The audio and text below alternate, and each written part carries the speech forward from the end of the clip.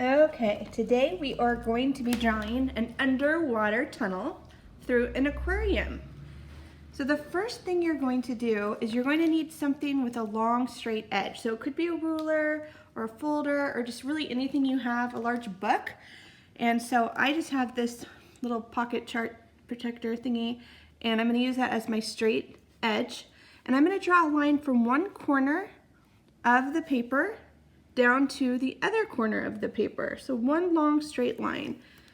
So I'm going to draw my line going all the way down, diagonal across my paper, and then I'm going to do the exact same thing with the other corners.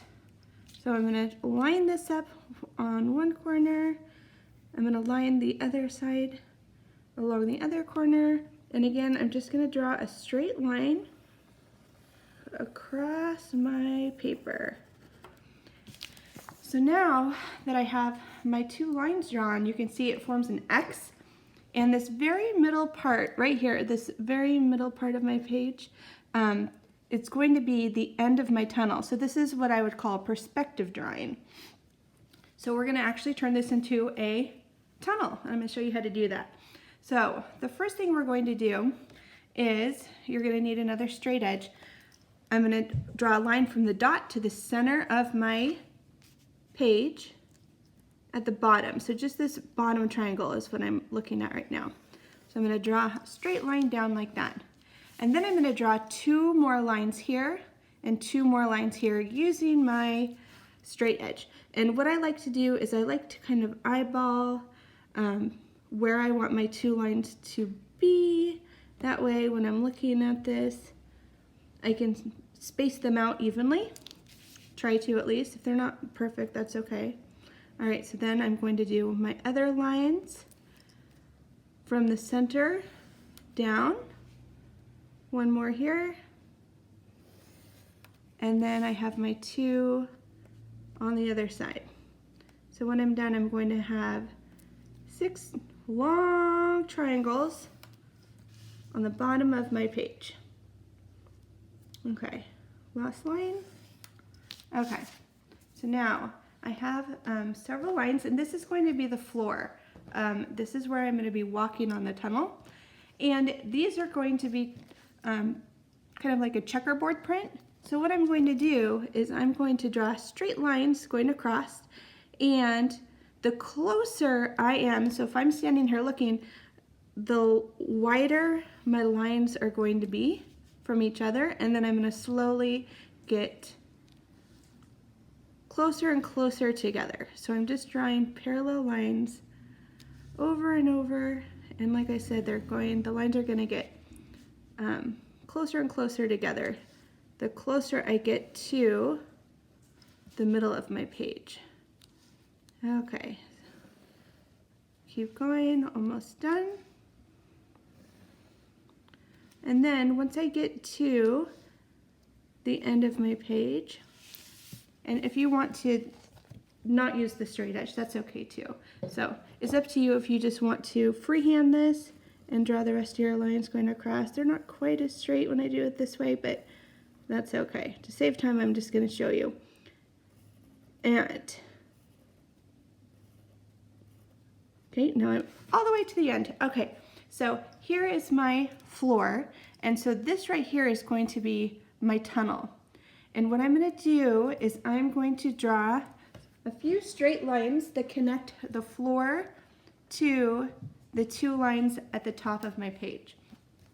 So I'm going to do, I think, let's see, 1, 2, 3, maybe 4 lines. Okay, so I'm going to do one line from here to here, and then I'm going to do the same thing on the other side. Oops. And if I goof up, that's okay. I can erase. Okay, I'm going to do another line going straight up and down right here. And these lines will be like the, what do you call it, the metal frame, I guess, that will be holding the glass together. Okay, I'm going to do another line here, and then the same thing on the other side. And I'm trying to get them to be about the same size, because at the very top here, I'm going to connect these lines together, but now I'm going to round them. So I'm going to make a round line that connects the top of these two straight lines. Same thing here, a round line that connects the top of these two straight lines, and a round line here that connects the top of these two straight lines. And this will give you kind of the feeling that now you're walking through a tunnel. And once we add details and color, it'll really look like an underground tunnel. These checkerboards right here, what you're going to do is you're going to want to get colored pencils or crayons, and every other checkerboard is going to be shaded in like this. And I'm just doing a quick sketch so you can see. And then I'm going to do the opposite here. So I'm never going to have two white checkerboards next to each other or two black checkerboards next to each other. So I'm going to fill this in, and then I'll show you what you're going to do behind the glass. All right, so now that I've colored in all of my checkers on my floor, I also went over the support beams that hold the glass tunnel together with a black crayon. So now I'm going to start adding details behind the glass. So basically you're walking down the tunnel and you're looking through the glass panels, and you'll be able to see different marine life, maybe a turtle or a dolphin or fish. So what I'm going to do is I'm going to start with, I think I'm going to draw a turtle. So right here, as if I'm looking through the glass, I'm going to start by drawing a turtle shell. So I'm going to do a round line, and this will be his shell. And then I'm going to have his head kind of sticking up out, and part of it will be behind this beam. Okay, and then he has a long neck, and then he has his front flipper here, and then his hind leg here. And I always like to start with pencil and then go over it, because that way I can erase if I need to before I color. All right, and now I'm going to draw the details on his shell. And then I'm going to do another layer right here. Keep drawing his shell. And then up top, I'll do some more. Okay, and then I'm going to have his mouth like right here, his eye. All right, there's my little happy turtle. I think I'll have maybe some fish swimming. So I just like to do quick little fish. It doesn't need to be perfect. Fin, mouth, maybe another one right here. So you can take your time and do lots and lots of fish, different animals. You don't have to do the same ones I'm doing. Maybe I want to do a jellyfish somewhere over here. So I'll do a little jellyfish with his long arms coming down. And I can add lots of color to these animals too, which will be fun at the end. Maybe you want to draw a shark swimming overhead. So if I want to draw a shark, I'm going to start by doing the front of him. And so here's his mouth opening up. And sharks have a lower fin about right there, and another little fin right here. And I'll continue doing his head. They usually have kind of pointier, not doing a very good job with this shark, pointier face. Here's his tall fin that you can see. And then I'll do his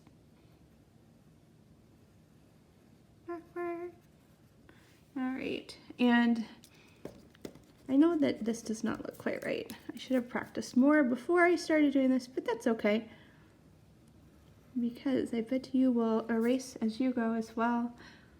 Draw his gills right here, his eye. I need to make his face a little more pointy. Okay, so there's a shark.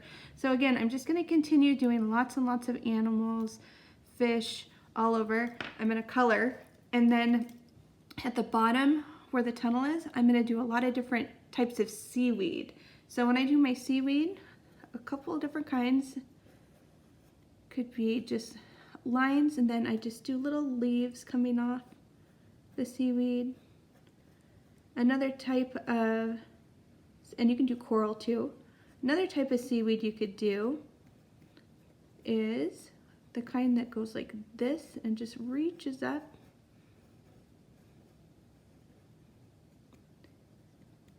And it doesn't matter if these lines are straight or not, because when you look at seaweed underwater and the currents are moving, they kind of sway with the currents, almost like wind. It's pretty cool.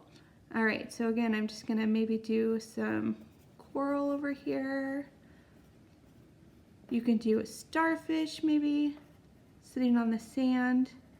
So I guess the idea is this tunnel is at the bottom of the ocean, and so this area right here would kind of be the sand, and then bright blue water. So I'm going to continue doing some animals. I'm going to color them in. I'm definitely going to fix this crazy looking shark, which is bothering me because I know that sharks have really like long pointed snouts, and I'm just not doing this justice. I'm going to fix that. Anyway, I'm going to keep doing animals and color, and then I will come back to show you the final art. All right, so as you can see, I added a few more fish and I added seaweed all along the bottom part of the tunnel. I had a little bit of sand, not too much, and I fixed my shark. I tried to at least. So make sure when you're coloring in your ocean that you're not leaving any white space because it's all underwater, and you can add as many animals as you want, as many fish as you want, and as many colors of seaweed as you want as well. And there you go.